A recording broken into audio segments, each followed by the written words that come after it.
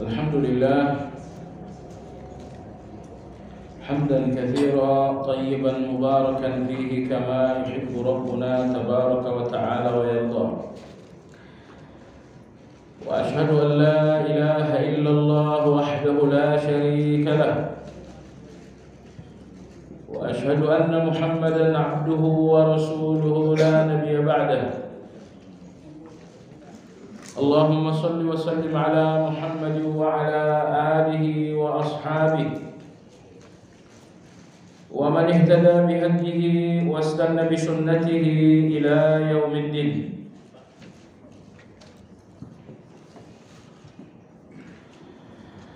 يا أيها الذين آمنوا اتقوا الله حق تقاته ولا تموتن إلا وأنتم مسلمون.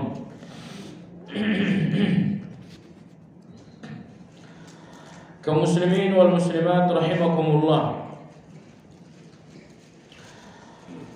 Kajian Madarijus Salikin pagi hari ini insyaallah masih melanjutkan pembahasan tentang yaqazah, yang artinya kesadaran. Kesadaran yang pertama adalah kesadaran terhadap nikmat. Seseorang tidak dinamakan sadar nikmat sebelum dia melihat 4 hal. Yang pertama, melihat nikmat begitu banyak dan tidak terhitung sama sekali. Dan yang kedua, dia melihat bahwa satu pun nikmat itu enggak ada yang bisa digambarkan sama sekali. Dan yang ketiga, dia pun melihat bahwa seluruh nikmat ini datang karena kebaikan Allah, bukan karena kebaikan diri. Dan yang keempat, melihat kelemahan dan kekurangan diri dalam mensyukuri semua nikmat-nikmat tersebut. Kalau 4 hal ini ada dalam diri Anda, maka Anda dinamakan orang yang menyadari nikmat.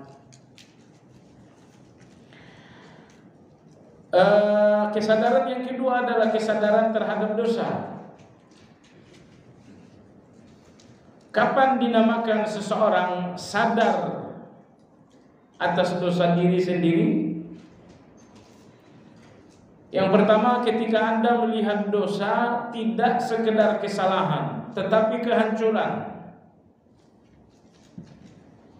Anda tidak melihat dosa sekedar pelanggaran, tapi sebuah azab. Dosa saya, azab buat saya. Dan selanjutnya. Yang kedua, dinamakan seseorang sadar akan dosa apabila ia berjuang untuk memperbaiki. Kemudian yang ketiga, orang yang sadar dosa berusaha untuk memutus segala ikatan-ikatan dosa dalam hati. Artinya, hati yang masih melihat sebuah dosa manis, sebuah dosa nikmat, ini hati yang masih terikat dengan dosa. Tapi kalau hati Anda melihat dosa dan yang terlihat adalah pahit, Anda melihat dosa yang terlihat adalah keburukan, ini berarti ikatan hati dengan dosa sudah lepas. Dan yang terakhir, orang yang sadar dosa berjuang untuk membersihkan diri dari dosa. Dan Imam Ibnu Qayyim telah berbicara tentang 10 deterjen pembersih dosa. Hari ini pada halaman 235, Imam Ibnu Qayyim rahimahullah, begitupun Imam Abu Ismail mengajak kita untuk kembali pada pembahasan tentang nikmat. Kalau kemarin pembahasannya adalah tentang hasil sadar nikmat, hasilnya 1, 2, 3, 4. Nah sekarang ini beliau ingin menjelaskan bagaimana agar Anda melihat nikmat. Kadang-kadang nikmat itu ada, tapi kita enggak merasa ada. Nah, Imam Abu Ismail Al-Harawi begitu juga dengan Imam Ibnu Qayyim mengatakan, tanpa 3 hal seseorang tidak akan melihat nikmat. Fa amma ma'rifatun ni'mah fa innaha tasfu bi 3 asya'. Adapun mengetahui nikmat, maka pengetahuan terhadap nikmat itu akan jelas tanpa debu dengan 3 kacamata. Kalau Anda memiliki 3 kacamata untuk melihat nikmat, maka Anda akan melihat nikmat jelas tanpa tertutup selembar debu pun. Jemaah sekalian yang saya hormati, dalam penjelasannya di bawah, Imam Ibnu Qayyim rahimahullah mengatakan bahwa melihat nikmat sebuah cahaya yang Allah letakkan dalam hati seseorang. Karena orang-orang yang hatinya gelap, mereka nggak akan melihat nikmat itu.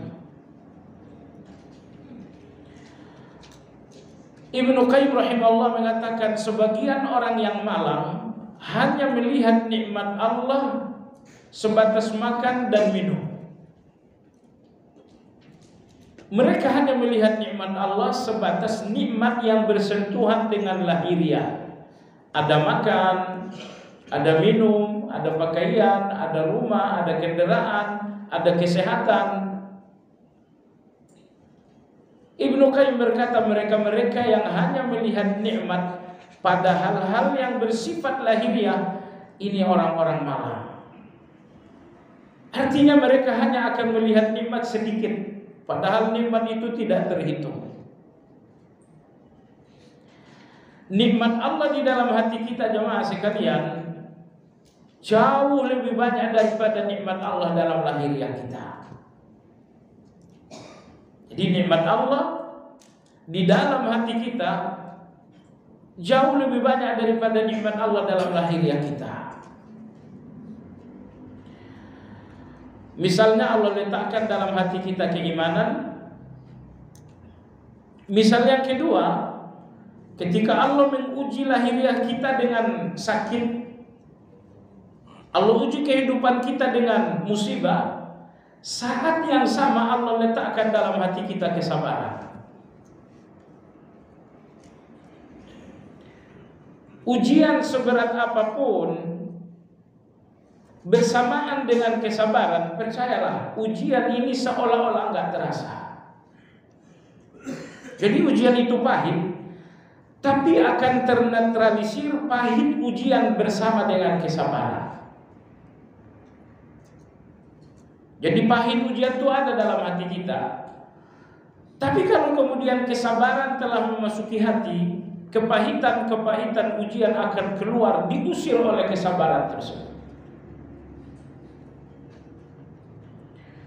Memandang kehidupan ke depan, nampaklah ancaman, terlihatlah ketakutan, tapi itu karena hati Anda belum dimasuki tawakal.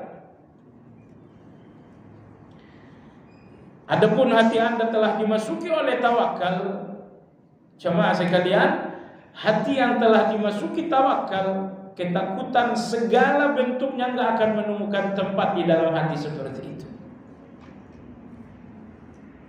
Anda khawatir dengan masa depan Anda, khawatir dengan masa depan anak-anak, karena di dalam hati Anda belum ada tawakal. Kalaupun ada tawakal dalam hati Anda, sangat kecil dan sangat lemah. Tawakal yang kuat dan sempurna dalam hati seseorang berdampak segala kekhawatiran dan ketakutan tidak akan menemukan pintu untuk memasuki hati seperti itu. Jadi Allah melepaskan Anda dari ketakutan bukan dengan uang yang banyak. Allah membebaskan Anda dari kekhawatiran bukan dengan harta dan aset yang banyak. Tetapi Allah masukkan, Allah jatuhkan dalam hati Anda tawakal, sehingga segala khawatir dan tawakal, segala khawatir dan takut tidak menemukan pintu sama sekali memasuki hati Anda. Jadi kita gak khawatir dengan ujian-ujian lahiriah, bahwa saya sakit, bahwa saya A, bahwa saya B. Semua ujian lahiriah ini itulah dunia. Dan ujian lahiriah ini gak akan selesai sepanjang kaki masih berjalan di punggung bumi. Namun Allah Azza wa Jalla mempersenjatai Anda sehingga ujian-ujian lahiriah ini gak membuat Anda gelisah, gak membuat Anda takut dan khawatir. Apa itu? Allah letakkan dalam hati Anda keimanan dengan segala bentuknya. Keimanan itu satu, tapi ketika keimanan bertemu dengan musibah, maka keimanan menjadi sabar. Keimanan itu satu, tapi ketika keimanan bertemu dengan kekhawatiran dan tawakal, keimanan itu berubah menjadi tawakal. Keimanan itu satu, tapi ketika Anda bertemu dengan nikmat, maka keimanan itu berubah menjadi syukur. Maka iman yang buruk tidak akan memberikan Anda sabar. Ketika dalam ujian, tidak akan memberikan Anda tawakal. Ketika dalam kekhawatiran dan ketakutan, tidak akan memberikan Anda syukur. Ketika Anda berada di dalam nikmat, dan tidak memberikan Anda ridha. Yang kita khawatirkan bahwa di dalam hati kita tidak ada keimanan. Kalau dalam hati ini nggak ada keimanan, musibah sekecil apapun sakitnya setengah langit. Cuman digigit nyamuk saja, oh teriaknya satu RT. Musibah Anda itu kecil sebetulnya, tapi karena di dalam hati tidak ada iman yang menetralisir, jadilah musibah yang kecil ini besar. Jamaah sekalian, saya mau berteka-teki soal ujian. Coba sebutkan nama seorang laki-laki. Di awal pernikahan Allah kasih seorang putra. Belum berusia 2 tahun, sang putra meninggal lalu dia memakamkan. Tidak lama kemudian Allah berikan putra yang kedua. Belum berusia 2 tahun, wafat lagi. Dia makamkan lagi. Setelah itu Allah memberikannya sebanyak 4 orang putri. Putri yang pertama menikah,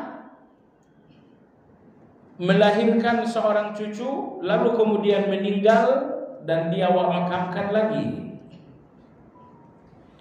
Putri yang kedua sempat menikah, tidak sempat ada cucu, meninggal dan dia makamkan lagi. Putri yang ketiga sempat menikah, lalu meninggal, dia makamkan lagi. Putri yang keempat menikah, berketurunan dan berusia panjang. Waktu berjalan, laki-laki ini dikaruniai Allah lagi seorang putra. Usia belasan bulan, putra ini pun meninggal dunia, lalu dia makamkan lagi. 3 orang putra, 3 orang putri meninggal dan dia makamkan dengan tangannya sendiri. Siapa laki-laki itu? Hah? Laki-laki itu Muhammad sallallahu alaihi wasallam. Anda telah mengebumikan keturunan Anda, darah daging Anda, anak Anda. Sudah pernah memakamkan anak Anda belum? Paling 1, paling 2. Rasulullah sallallahu alaihi wasallam sebanyak 6. 3 putra, 3 putri beliau makamkan sendiri dengan tangan beliau. Ujian untuk beliau sangat luar biasa. Jemaah sekalian yang saya hormati, tapi betapapun ujian itu besar, akan menjadi kecil karena sabar. Betapapun ujian itu sangat pahit, bisa jadi akan manis disebabkan karena ridho. Ridho itu ajaib sekali. Orang yang ridho nggak mau melihat ujian, tapi melihat siapa yang menguji. Orang-orang yang ridho, mereka nggak mau melihat ujian, tapi mereka melihat yang menguji siapa. Ujian berat kalau Anda melihat ujian, tapi kalau Anda lihat siapa yang menguji, oh ternyata yang menguji Ar-Rahmanir Rahim. Ternyata yang menguji Anda adalah Ar-Razzaqul Karim. Ternyata yang menguji Anda adalah Al-Latiful Halim, yang maha lembut. Jemaah sekalian yang saya hormati, jadi tentang nikmat, mayoritas orang ingat dalam diri Anda ada dua nikmat Allah. Nikmat yang pertama, nikmat yang Allah berikan melalui ikhtiar. Anda berdagang, dapat uang, itu nikmat yang Allah berikan melalui ikhtiar. Nikmat yang kedua, Allah berikan secara langsung tanpa ikhtiar. Mata Anda itu nikmat yang secara langsung dari Allah tanpa ikhtiar dari Anda. Telinga Anda, lidah Anda, kaki Anda, kesehatan Anda, iman Anda, ini semuanya nikmat yang langsung dari Allah tanpa ikhtiar dari Anda.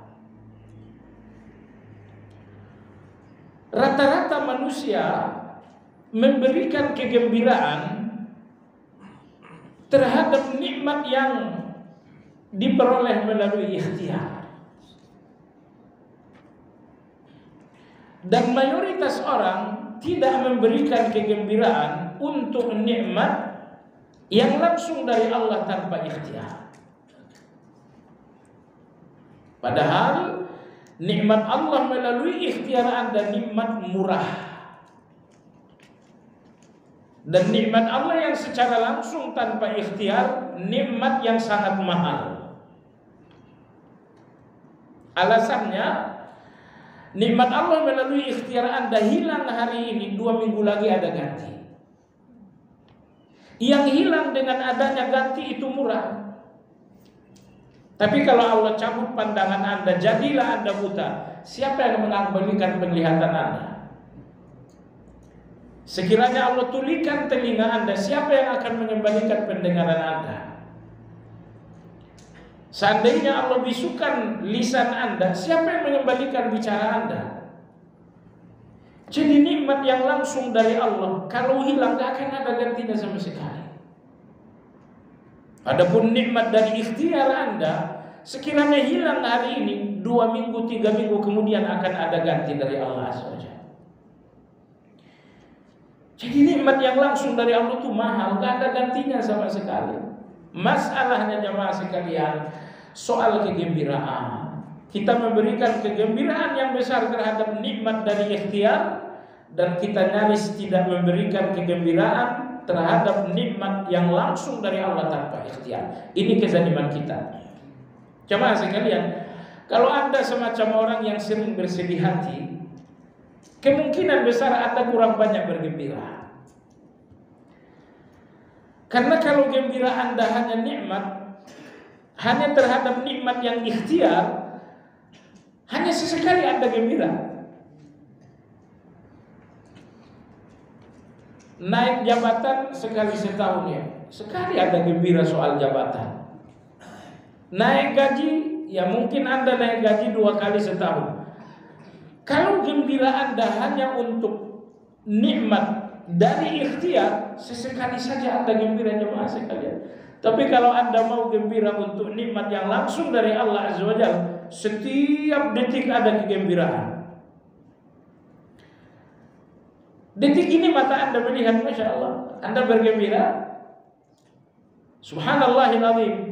Allah nampakkan sejumlah orang-orang cacat. Allah perlihatkan sejumlah orang-orang yang berkebutuhan khusus. Dan Allah nggak mau Anda memandang dengan mata, tapi Anda berpikir dengan hati. Kau lihat seorang buta yang melintas di jalan, akan Anda gembira dengan mata Anda. Apakah Anda ucapkan sesuatu untuk gembira tersebut? Coba sekalian, hukuman karena kita tidak terlalu bergembira atas nikmat yang langsung dari Allah, bahwa Anda sering bersedih, Anda sering gelisah. Seandainya jemaah sekalian, Anda lebih banyak gembira lagi dengan nikmat, gelisah Anda menjadi sedikit, gelisah Anda menjadi tidak terasa. Allah berfirman dalam surat Yunus, "Qul bi fadlillah wa bi rahmatihi fabidzalika falyafrahu huwa khairum mimma yajma'un." Terjemahan secara bebas, Allah ingin agar kita gembira dengan semua pemberian Allah. Anda berkaca, Anda lihat, Masya Allah, betapa wajah Anda ganteng, cakap. Mata Anda, oh Masya Allah, luar biasa, masih bisa baca. Lisan Anda, Masya Allah, masih bisa tilawah Al-Quran, berbicara dengan orang. Nikmat-nikmat ini semua harus jadi gembira. Mata Anda harus jadi gembira Anda, telinga Anda harus jadi gembira Anda, lisan Anda harus jadi gembira Anda, sehingga gembira Anda banyak sekali, sehingga gembira Anda ramai sekali. Kalau Anda mau bergembira lebih banyak, niscaya gelisah Anda akan berkurang. Tapi Anda dan saya lalai bergembira, maka datanglah gelisah itu lebih besar dari yang sesungguhnya. Gelisah itu nggak datang seperti ukurannya, tapi gelisah itu datang lebih besar dari ukuran yang sesungguhnya. Misalnya gelisah Anda misalnya nilai 5, lalu datanglah musibah ini nilai 100. Kenapa gelisah datang lebih besar dari yang sesungguhnya? Karena Anda jarang-jarang bergembira. Oke, sebab itu jemaah sekalian yang saya hormati, di antara ibadah yang kita abaikan, tidak banyak bergembira. Anda tahu kenapa Anda sedikit bergembira? Karena Anda sedikit merenung. Karena Anda tidak banyak merenung. Anda bangun pagi hari, Anda buka mata, Masya Allah, mata masih melihat, Anda tidak banyak merenung. Baik, Imam Ibnu Qayyim rahimahullah mengatakan bahwa nikmat Allah akan jelas tapi dengan 3 kacamata. Kacamata yang pertama adalah binuril aql, dengan cahaya akal, maksudnya dengan perenungan. Cobalah merenungi hidup Anda jemaah sekalian. Anda lahir di sebuah desa, Allah berikan Anda kedua orang tua, kehidupan bergerak menjadi Anda lebih menjadi anak-anak, menjadi Anda dewasa. Allah perjalankan kehidupan Anda dari A, B, dan C hingga akhirnya Anda berdiri di atas kehidupan yang sekarang. Anda ingat bahwa dulu Anda hidup dalam kelalaian, makanan kotor dan bersih tidak peduli, sampai akhirnya Allah berikan Anda kesadaran. Anda ingat dulu bahwa Anda acuh dengan salat, nggak peduli dengan dosa, sampai akhirnya Allah berikan Anda nikmat hidayah. Dulu Anda terkubur dalam banyak kejahatan, hingga akhirnya Allah selamatkan Anda dengan hijrah. Duduk merenungi nikmat, ibadah yang sangat agung. Karena orang-orang yang nggak merenungi nikmat nggak mengakui nikmat. Padahal rukun pertama untuk bersyukur, akui nikmat. Tapi tidak ada orang yang mengakui nikmat selain orang yang selalu merenungi nikmat. Baik, cara yang kedua, kacamata yang kedua agar Anda melihat nikmat, kata Imam Ibnu Qayyim, wa syaimi buruqil minnah, melihat kilat nikmat dalam situasi alam yang gelap. Ini bahasa sastra. Jadi dalam situasi awan dan gelap ada kilatan nikmat. Maksud beliau apa? Musibah Anda adalah awan yang gelap. Sakit Anda adalah awan yang gelap. Ujian-ujian Anda adalah awan yang gelap. Awan-awan yang gelap ini datang untuk memperlihatkan Anda kilatan nikmat. Karena kilat itu tidak datang di saat terang. Kilat itu hanya datang dalam awan yang gelap. Oleh sebab itu, ketika awan gelap Anda adalah sakit, disitulah Anda melihat bahwa sehat itu adalah kilat. Ketika awan gelap Anda adalah soal keuangan, disitulah Anda melihat bahwa kecukupan itu adalah kilat. Jadi Allah berikan kita ujian supaya kita melihat nikmat. Kesehatan ini jamaah sekalian gak berharga dengan kesehatan. Tapi kesehatan ini berharga dengan sakit. Ini ada yang sehat sekarang ini gak berharga kesehatan ini. Karena kesehatan tuh gak terasa dengan kesehatan, tetapi kesehatan terasa dengan sakit. Maka agar sesekali Anda rasakan sehat, Allah berikan sakit. Ketika Anda banyak uang, Anda gak merasa banyak uang. Maka Allah Azza wa Jalla berikan Anda ujian keuangan agar uang banyak yang kemarin itu terasa banyak. Kalau kita dalam kondisi sedang jatuh, Masya Allah 5.000 perak itu kayak melihat 5 juta kita. 5.000 perak kita melihatnya seolah 5 juta. Kenapa?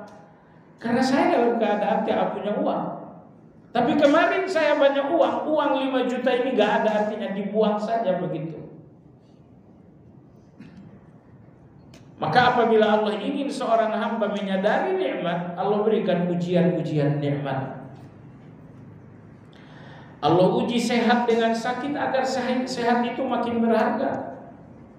Karena saya ulangi sekali lagi, sehat tidak terasa dengan sehat, tapi terasa dengan sakit. Kecukupan Anda gak terasa dengan kecukupan, tapi dengan kekurangan. Kebaikan para sahabat gak terasa kebaikan kecuali ketika Anda telah bertemu dengan kezaliman orang lain. Bertemu dengan orang zalim, barulah terasa kebaikan para sahabat. Jadi Anda jangan berpikir ini orang zalim, nyakitin, melukain. Iya, tapi biar Anda merasakan bahwa ada sahabat yang sangat baik. Karena kebaikan para sahabat enggak terasa tanpa ada orang-orang zalim. Oleh sebab itu di sini beliau mengatakan nikmat itu akan terlihat ketika telah datang awan yang sangat gelap. Saat itu Anda melihat kilat. Maksudnya ketika datang musibah, saat itulah Anda merasakan nikmat. Tanpa awan Anda nggak melihat kilat. Tanpa musibah Anda sulit untuk melihat nikmat. Alhamdulillah, Allah tahu betapa hati kita sangat lemah. Hari-hari bahagia kita tanpa musibah lebih panjang daripada hari-hari kita bersedih. Ujian Anda ya mungkin 3 hari, mungkin sebulan, mungkin setahun. Tapi bahwa Allah pernah memberikan Anda nikmat, itu panjang sekali. Makanya jemaah sekalian, tumpahkan gembira yang lebih banyak untuk nikmat, agar nanti ujian enggak lantas membuat Anda sedih berlebihan. Karena orang yang sedih berlebihan dalam ujian biasanya adalah orang yang kurang bergembira terhadap nikmat. Maka gembiralah, gembiralah, gembiralah, gembiralah, gembiralah, sampai kesedihan, gelisah tidak menemukan jalan untuk membuat Anda takut.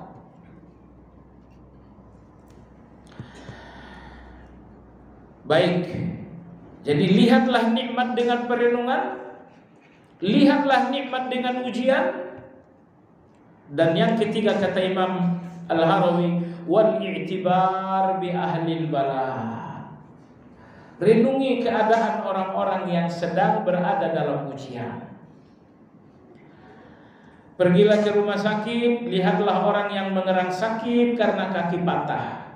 Oh, Anda akan rasakan kaki Anda ini luar biasa.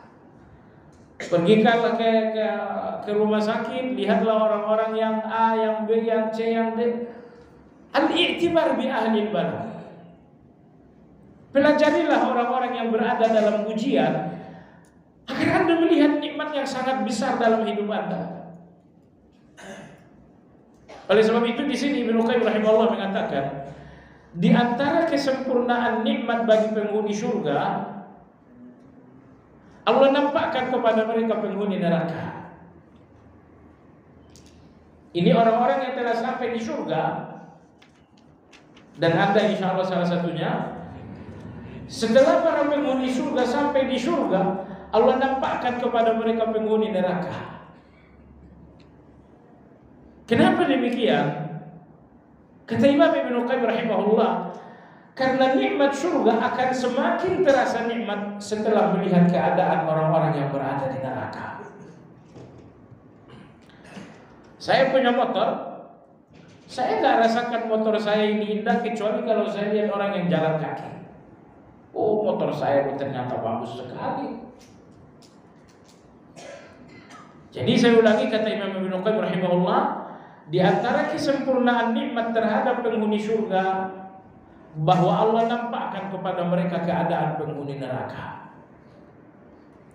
Wanada dalam surat Al-A'raf, Allah Subhanahu wa taala membuka tabir sehingga terjadi sahut-sahutan antara penghuni surga dan penghuni neraka. Cuma Anda jangan berpikir berapa jauh jaraknya. Mungkin jaraknya, karena sahut-sahutan kalau di Indonesia jarak 3 meter, 30 meter gitu. Ini tidak.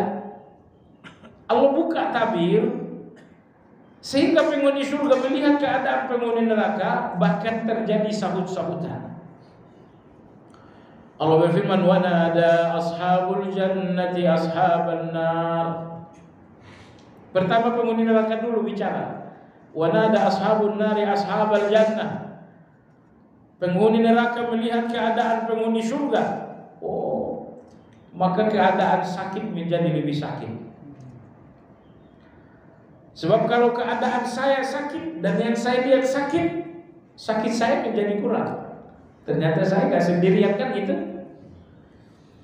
Tapi kalau keadaan sakit saya lihat orang sehat, oh sakit ini menjadi sakit. Kapan saya bisa seperti dia? Kok lama sekali sakit? Maka penghuni neraka dinampakkan oleh Allah kepada mereka penghuni surga agar neraka lebih sakit. Dan Allah Azza wa Jalla membiarkan terjadi komunikasi sahut menyahut antara penghuni surga dan penghuni neraka. Wa nada ashabun nar ashabal jannah an afidu alaina minal ma'i mimma razaqakumullah. Penghuni neraka berkata, wahai kalian penghuni surga siapapun orangnya, berikanlah air setetes 2 tetes.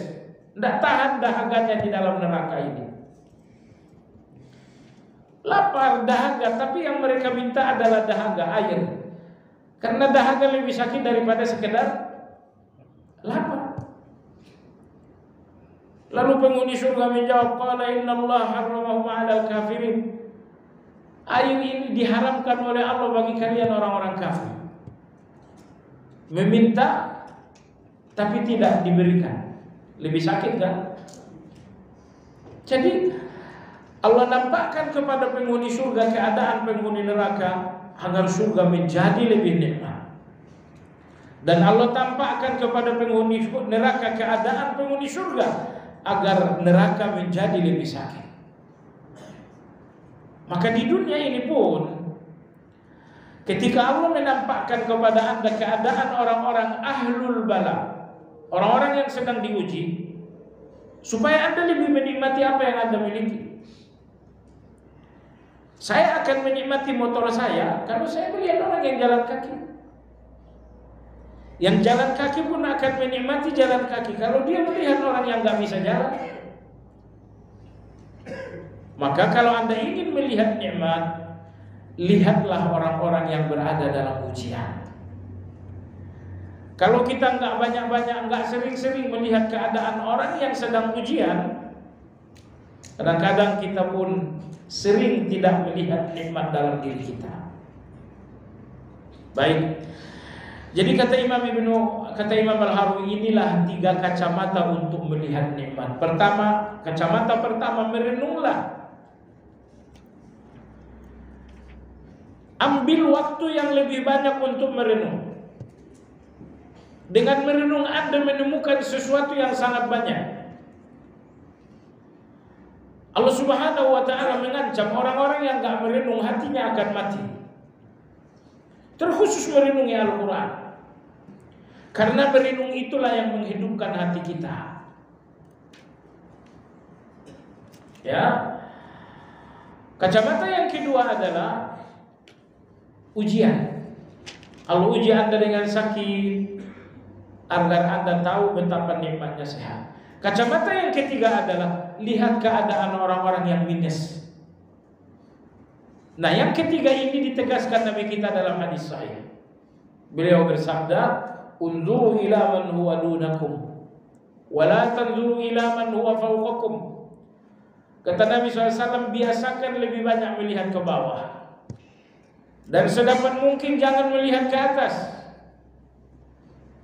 فَإِنَّهُ أَجْدَرُ أَلَّا تَزْدَرُوا بِنِعْمَةِ اللَّهِ. Kalau kalian selalu memandang ke bawah, kalian akan menghargai nikmat. Jadi orang yang selalu memandang ke atas tidak pernah melihat nikmat. Tapi orang yang senantiasa melihat ke bawah, mereka lah orang yang terus-menerus melihat nikmat.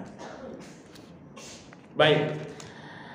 Pembahasan terakhir pada halaman 236, mutala'atul jinayah. Anda tahu kesadaran yang kedua adalah sadar dosa. Hasil dari sadar dosa ada 4. 1, 2, 3, 4 tadi sudah dijelaskan. Nah sekarang bagaimana agar Anda melihat dosa? Orang kafir, orang munafik berdosa tapi tidak melihat dosa, sehingga mereka merasa baik justru dengan dosa yang banyak. Orang-orang beriman, mereka dengan segala kebaikan tapi sangat merasa bersalah di depan Allah. Imam Hasanul Basri rahimahullah mengatakan, orang-orang beriman, orang yang penuh dengan kebaikan tapi dengan rasa takut yang besar kepada Allah. Orang-orang munafik, orang yang penuh dengan dosa tapi dengan hati yang penuh dengan rasa aman. Dua dunia yang betul-betul berbeda. Orang-orang beriman, dengan segala kebaikan mereka takut kepada Allah. Orang-orang munafik, dengan segala kejahatan mereka merasa aman dari Allah Azza wa Jalla. Pada halaman 236, Imam Al-Harwi rahimahullah mengatakan, bagaimana Anda melihat dosa? Jawabannya dengan 3 kacamata. Kacamata yang pertama adalah bita'zimil haqq. Anda akan melihat dosa apabila dalam hati Anda ada keagungan Allah Subhanahu wa ta'ala. Dalam keterangannya di bawah, Imam Ibnu Qayyim mengatakan, karena dosa kepada yang agung lebih terasa daripada dosa kepada yang tidak agung. Saya berikan Anda contoh. Bapak Presiden datang di depan Anda dan Anda buang kulit pisang. Oh, itu terasa bersalah sekali. Anda buang kulit pisang sembarangan. Ini Bapak Presiden datang. Salah di depan orang yang agung sangat terasa. Tapi kulit pisang yang sama, ada kulit pisang, kesalahan yang sama Anda lakukan di depan seorang petugas kebersihan, Anda nggak merasa bersalah. Kesalahannya sama, rasanya berbeda. Kenapa? Kesalahan yang pertama di hadapan seorang presiden, kesalahan yang kedua di hadapan seorang petugas kebersihan. Nah, di sini Ibnu Qayyim rahimahullah mengatakan, seandainya Anda tahu keagungan Allah, maka Anda tidak akan melihat kesalahan yang kecil di depan Allah. Tapi Anda tidak melihat keagungan Allah Azza wa Jalla, sehingga kesalahan yang besar pun terasa kecil. Imam Ali bin Abdissalam rahimahullah dalam kitab beliau Syajaratul Ma'arif, beliau mengatakan orang yang mengenal Allah dalam hatinya positif ada 5 hal. Orang yang mengenal Allah karena memahami nama dan sifat Allah Azza wa Jalla. Apabila benar Anda mengenal Allah, maka positif dalam hati Anda ada 5 hal. Yang pertama, orang yang mengenal Allah berarti dalam hatinya ada keagungan Allah Azza wa Jalla. Ada keagungan Allah. Ada kehormatan Allah Subhanahu wa taala. Ada wibawa Allah Subhanahu wa taala. Oleh karena keagungan Allah ada dalam hati, maka hati ini takut melawan kepada Allah. Karena keagungan Allah ada dalam hati, maka hati ini selalu malu kepada Allah Azza wa Jalla. Malu kalau Allah melihat dia berdosa. Malu kalau di dalam sholat bacaannya nggak baik. Malu kalau dia berzikir sambil tidur. Sebagian orang baca zikir seadanya subhanallah. Dari cara Anda bacakan subhanallah, dipastikan dalam hati Anda nggak ada keagungan Allah. Sebab apabila keagungan Allah ada dalam hati seseorang, akan muncul rasa takut, akan muncul rasa malu, muncul rasa malu kepada Allah. Bacaan-bacaan seperti tadi, zikir seperti tadi, ini malu di depan Allah Azza wa Jalla. Salat yang suka gerak kanan, gerak kiri, ini malu bagi orang yang hatinya terisi dengan keagungan Allah Azza wa Jalla. Nah, termasuk dosa kecil, Anda tidak melihatnya kecil karena keagungan Allah dalam hati Anda.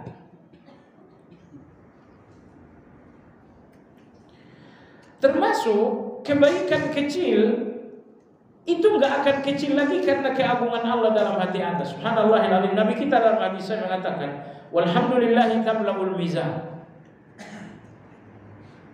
Satu kali Anda ucapkan alhamdulillah, bobotnya sama dengan 1 daun timbangan amal. Padahal daun timbangan amal bisa terpenuhi dengan langit dan bumi. Tapi satu kali Anda ucapkan alhamdulillah, memenuhi daun timbangan amal. Anda tahu kenapa? Alhamdulillah ini memang 2 kata. Tapi ketika 2 kata ini untuk Allah, maka dia menjadi besar. Maka dia memenuhi 2 timbangan amal. Subhanallah. Sementara Anda bersajak, sementara Anda berdangdut, 2 jam Anda berdangdut, tapi itu semuanya debu, gak ada arti sama sekali. Tapi 1 kali Anda ucapkan alhamdulillah, memenuhi daun timbangan amal. Anda berpikir hanya 2 kata, hanya 1 detik untuk mengucapkannya memenuhi daun amal? Iya, karena 2 kata ini untuk yang maha agung, maka dia menjadi besar. Jadi ini coba Anda pahami, kalau di dalam hati Anda ada keagungan Allah, maka tidak ada kebaikan yang kecil, semuanya besar. Kalau dalam hati Anda ada keagungan Allah juga, maka Anda tidak lagi melihat ada dosa yang kecil, semuanya besar. Orang-orang yang mengecilkan dosa dan orang-orang yang mengecilkan kebaikan, karena dalam hati mereka tidak ada keagungan Allah Azza wa Jalla. Tidak ada dalam hati mereka keagungan Allah, maka mereka mengecilkan kebaikan, mereka mengecilkan dosa kepada Allah Azza wa Jalla. Jadi jamaah sekalian yang saya hormati, saya tidak lanjut lagi 5 buah ma'rifat, 1 saja. Atau mau dilanjut?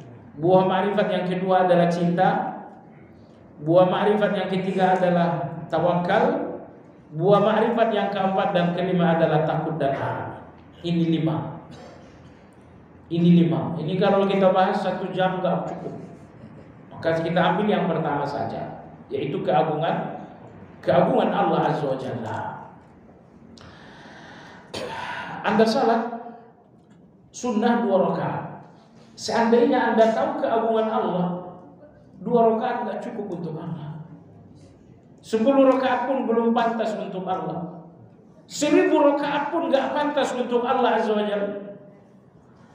Jemaah sekalian, tidak pernah ada satu manusia yang bisa melakukan yang pantas untuk Allah.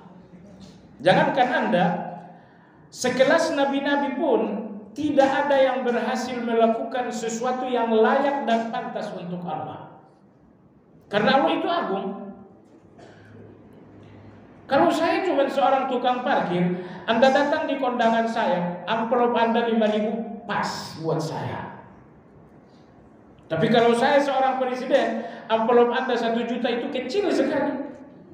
Saya memberikan perbandingan saja. Apa Anda berpikir salat Anda 2 rakaat ini sudah layak dengan keagungan Allah? Sebab itu Nabi kita SAW bersabda, ada seorang malaikat semenjak Allah ciptakan bersujud, dan dia angkat kepala dari sujud ketika sangkakala kiamat dibunyikan. Anda tahu apa yang dia ucapkan? Begitu dia angkat kepala, beliau mengatakan, Subhanaka Rabbana, ya Allah Engkau Maha Suci. Ma'azzamnaka haqqa 'azmik, kami tidak mengagungkanmu seperti keagunganmu yang sesungguhnya. Jadi belum ada manusia, bahkan belum ada makhluk yang mampu melakukan kebaikan kepada Allah sesuai dengan keagungan Allah. Jadi semua kebaikan-kebaikan dari semua makhluk di langit dan di bumi, semua kebaikan itu jauh lebih rendah dari keagungan Allah Azza wa Jalla. Baik, ini nomor 1. Bagaimana Anda melihat dosa? Jawabannya dengan keagungan Allah. Kalau keagungan Allah ada dalam hati Anda, maka tidak ada lagi dosa yang terasa kecil. Semua akan bahkan beberapa kebaikan pun Anda rasakan satu kesalahan karena Anda tahu keagungan Allah Azza wa Jalla. Anda yang salat malam hanya 1 rakaat, itu kebaikan bukan? Tapi begitu Anda rasakan keagungan Allah, Anda nggak lagi melihat, Anda nggak melihat 1 rakaat Anda kebaikan. Subhanallah, semua orang yang merasa baik karena 2 hal. Pertama, seseorang merasa baik karena lupa dengan kejahatan. Kebaikan Anda itu cuma bukit yang dangkal. Dan kejahatan Anda itu gunung-gunung yang sangat besar. Jadi Anda akan merasa baik kalau Anda sudah lupa dengan kejahatan Anda. Baik Anda 100, kejahatan Anda 1 miliar. Mungkinkah Anda merasa baik kalau Anda lihat kejahatan 1 miliar? Tidak. Tapi Anda nggak melihat kejahatan Anda, akhirnya Anda pun menjadi seorang yang merasa baik. Nomor 2, orang yang merasa baik karena mereka nggak tahu kebaikan Allah Azza wa Jalla.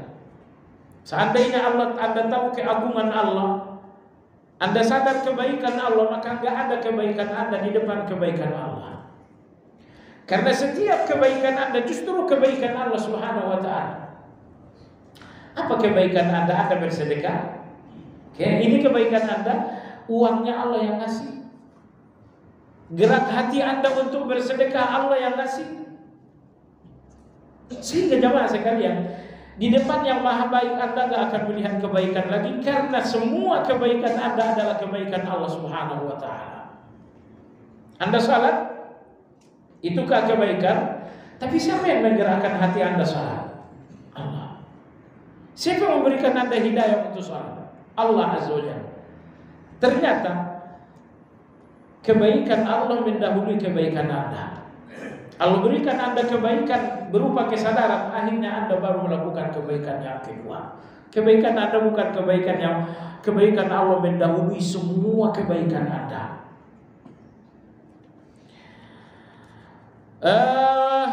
Berikutnya, menyadari dosa yang kedua adalah wa ma'rifatin nafs. Menyadari dosa yang kedua, melihat dosa yang kedua, wa ma'rifatin nafs, karena Anda mengenal diri. Coba kenali lisan Anda, ternyata di sana banyak gibah dan dustanya. Kenali telinga Anda, ternyata di sana banyak dosanya. Kenali hati Anda, Masya Allah, hati ini penuh dengan tong sampah. Abu Dujana radhiyallahu anhu, seorang sahabat yang mulia. Beliau punya banyak kemuliaan, tapi saya berikan dua kemuliaan. Kemuliaan yang pertama, Abu Dujana ikut dalam perang Badar. Dan Allah berfirman terhadap penghuni terhadap semua prajurit Badar. Kata Allah, "Isna'u ma syi'tum faqad ghafartu lakum." Wahai kalian prajurit Badar, silahkan berdosa, ampunan telah mendahului dosa kalian. Kalau kita ampunan setelah berdosa. Kalau prajurit prajurit Badar, ampunan sebelum berdosa. Mereka belum berdosa, Allah udah kasih ampunan. Ini prajurit Badar. Abu Dujana salah satu prajurit Badar. Nomor dua, Abu Dujana radhiyallahu anhu ikut dalam perang Uhud. Dalam perang Uhud Rasulullah SAW memberikan pedang. Beliau mengatakan, siapa yang di antara kalian yang mau mengambil pedang ini dan menunaikan haknya? Abu Bakar radhiyallahu anhu tidak mau. Kalau pedang itu pedang Abu Bakar, haknya sangat kecil. Umar radhiyallahu anhu pun tidak mau. Kalau itu pedang Umar, tanggung jawabnya sangat kecil. Tapi itu pedang Rasulullah SAW, tanggung jawabnya luar biasa. Semua sahabat menolak mengambil pedang itu untuk menjalankan tanggung jawab. Akhirnya datang Abu Dujana, "Ya Rasulullah, saya ambil pedang." Dia ambil pedang Rasulullah dan dia berjihad luar biasa. Ini kemuliaan Abu Dujana yang kedua. Tapi begitu Abu Dujana radhiyallahu anhu akan wafat, dua kebaikan ini sama sekali nggak datang. Jelang meninggal dunia, Abu Dujana nampak gembira sekali. Wajahnya nggak henti-hentinya tersenyum. Padahal beliau sudah di gerbang kematian. Abu Dujana, kau gembira sekali. Beliau mengatakan, karena saya akan membawa dua mutiara ke depan Allah. Abu Dujana, apakah mutiara Anda pernah berjihad dalam Uhud, dalam perang Badar? Bukan. Apa karena Anda pernah mengambil pedang Rasulullah dan Anda menunaikan tanggung jawab dan hak pedang tersebut? Abu Dujana mengatakan bukan. Dua mutiara yang membuatku gembira bertemu Allah Azza wa Jalla yang pertama, semenjak aku mendengar sabda Rasulullah sallallahu alaihi wasallam, "Min husni islamil mar'i tarkuhu ma la ya'ni." Di antara tanda baiknya Islam seseorang bahwa dia meninggalkan yang bukan urusannya. Semenjak saya mendengarkan hadis ini sampai hari ini saya mati, saya nggak pernah ikut urusan yang bukan urusan saya. 2024 nggak usah ikut urusan orang lain. Oh, kata Abu Dujana, ini nomor satu. Semenjak hadis itu sampai kepada aku, sampai hari ini saya meninggal, saya nggak pernah ikut campur urusan yang bukan urusan saya.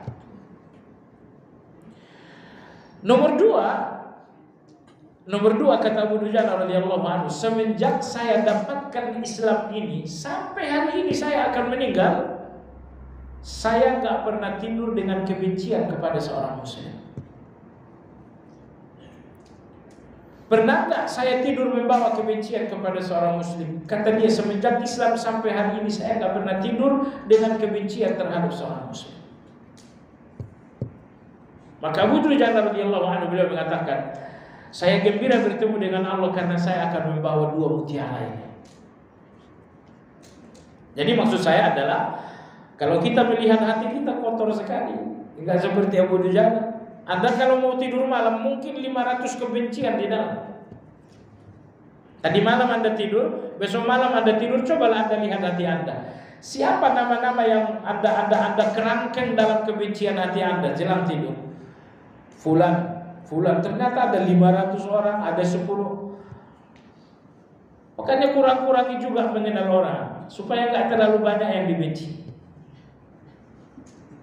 Kenali orang yang layak dan perlu Anda kenali saja. Gak usah terlalu berlebihan. Itu siapa yang lewat?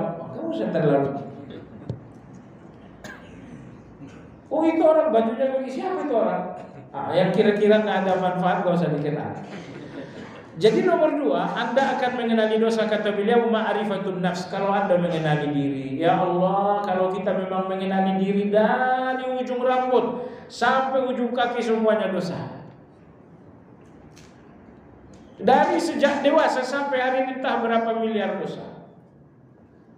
Orang yang gak melihat dirinya berdosa adalah orang yang gak mengenal diri. Yang terakhir, kapan Anda merasa berdosa? Wa tasdiqil wa'id, ketika Anda membenarkan ancaman. Membenarkan ancaman. Kalau berdusta, munafik. Di akhirat, di surga. Kalau Anda membenarkan ini, maka Anda akan melihat dusta itu adalah dosa. Riba itu laknat di dunia, di akhirat neraka. Kalau Anda membenarkan ancaman Allah, Anda akan melihat dosa itu adalah dosa. Orang-orang munafik, mereka tidak melihat ancaman Allah dalam dosa, sehingga dosa tidak terasa dosa.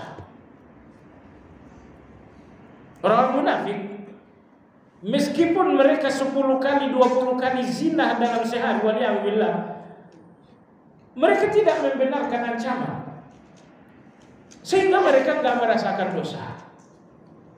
Jadi orang yang merasakan dosa hanyalah orang-orang yang melihat ancaman dan percaya terhadap ancaman tersebut. Baik. Jadi kata Imam Al-Harawi, inilah 3 hal agar Anda merasakan dan mengakui dosa.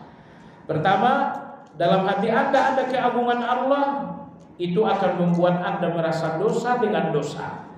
Bahkan Anda akan merasa dosa kecil adalah dosa besar. Dan yang kedua, ma'rifatun nafs.